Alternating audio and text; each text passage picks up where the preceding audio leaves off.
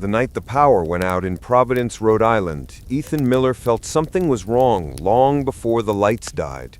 He sensed it in the air, the kind of eerie silence that presses against your skin and tells you the world is about to shift.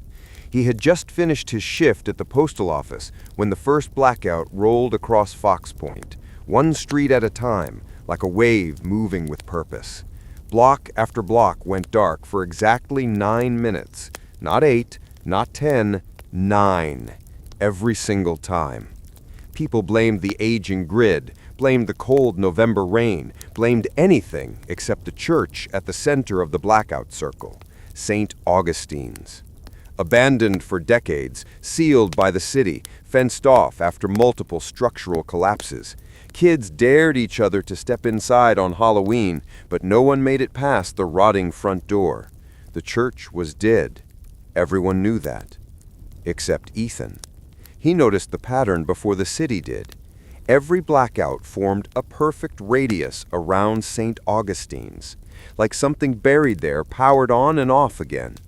At 10:47 p.m., Ethan reached the broken entrance of the church, rain dripping from the edges of his hood. The door creaked open by itself, with the sickening groan of rotten wood. Inside, warm gold light flickered from somewhere deep within, even though the church had no electricity. Ethan's heart thudded. He stepped in. The wooden floor was gone. In the center of the stone foundation was a massive iron hatch, covered in rust and sealed with 4 gigantic locks.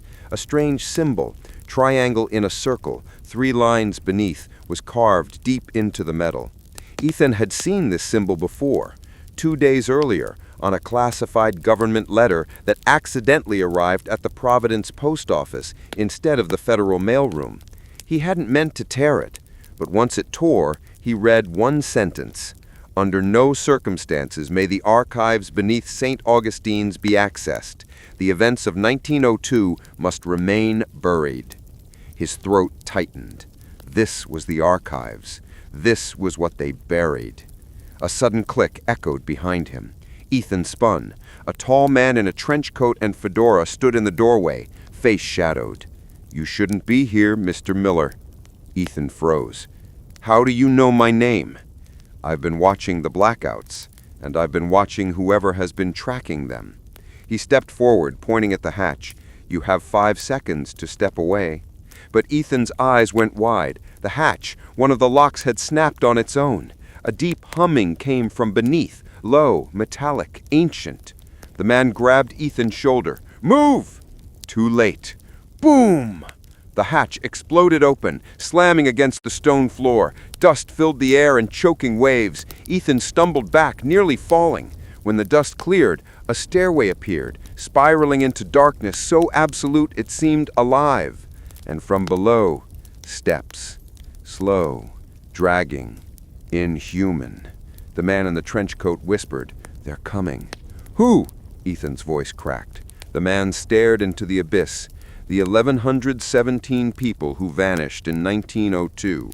He pulled a gun out, not standard issue. It was old, military, modified with strange symbols etched into the barrel. They were never declared dead, because their bodies were never found, because they were taken underground. He cocked the gun. The steps grew louder. Ethan backed away from the stairway. Something was climbing up, something breathing heavily, like lungs that hadn't tasted air in a century. "Run!" the stranger shouted, but Ethan couldn't move, because a pale hand, thin, shaking, bone poking through the skin, gripped the edge of the hatch. A face rose next, a woman, or what had once been a woman.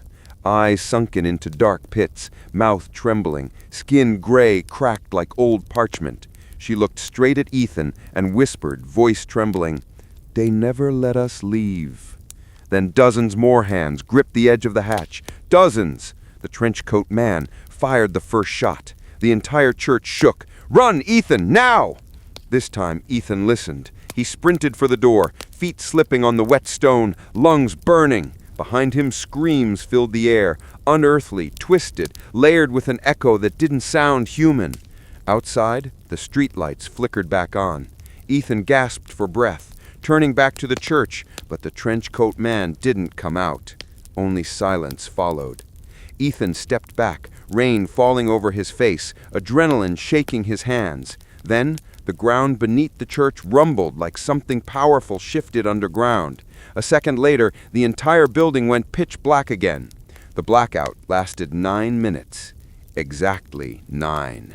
When the lights came back, the hatch inside the church was sealed, all 4 locks restored. No sign of the stranger, no sign of the pale hands, no sign of anything, as if nothing had happened. But Ethan knew the truth. He had seen the archives, and whatever climbed out of that darkness wasn't gone. It was awake.